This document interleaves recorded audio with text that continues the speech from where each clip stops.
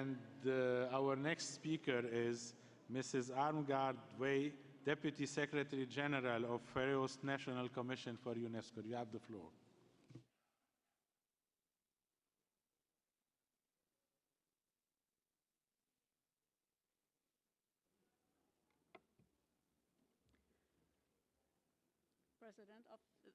President of the General Conference, Chair of the Executive Board, Madam Director General, distinguished delegates, ladies and gentlemen.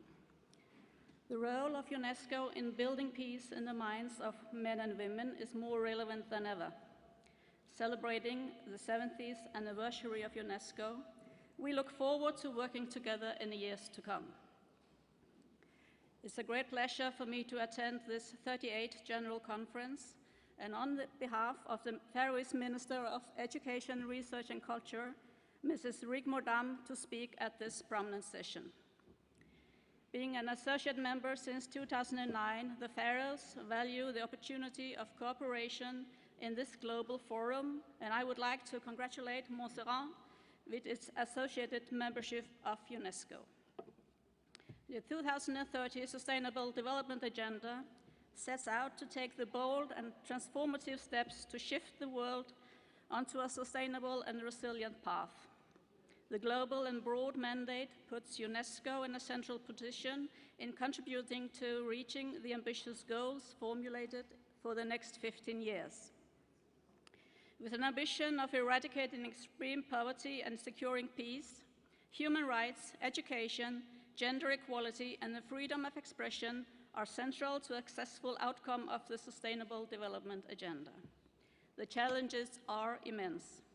Poverty, inequalities, unemployment, conflict, disaster, and related humanitarian crises are present in an excessive degree. We face natural resources depletion and environmental degradation, and the impacts of climate changes are increasingly affecting our lives. How can we overcome these adverse impacts on our planet? The global partnership calls for every single one of us to act. Situated in the North Atlantic Ocean, the Faroe Islands for more than 70 years have developed a prosperous society and an increasingly self-governed nation under the external sovereignty of the Kingdom of Denmark. This development has called for continually capacity building in all parts of our society. Visioning a sustainable future with renewable energy, the Faroese Power Company, owned by the municipalities in the Faroe Islands, has set a target for the islands being 100% supplied by renewable energy by 2030. To an island society that only a few years ago was heavily dependent on fossil fuels, these are ambitious targets, and it was with much pride that the company received the Nordic Council Nature and Environment Prize 2015 at a prestigious ceremony held last week by the Nordic Council in Reykjavik. An immense effort and focused attention and action will be needed in order to achieve the ambitious goals by 2030.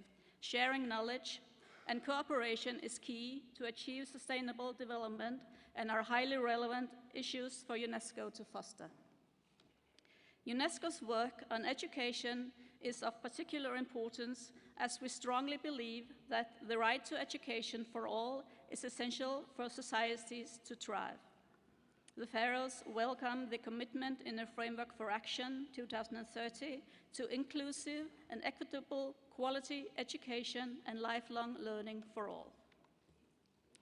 Education is a basic human right and fundamental to sustainable development, and so is creativity, art, and heritage.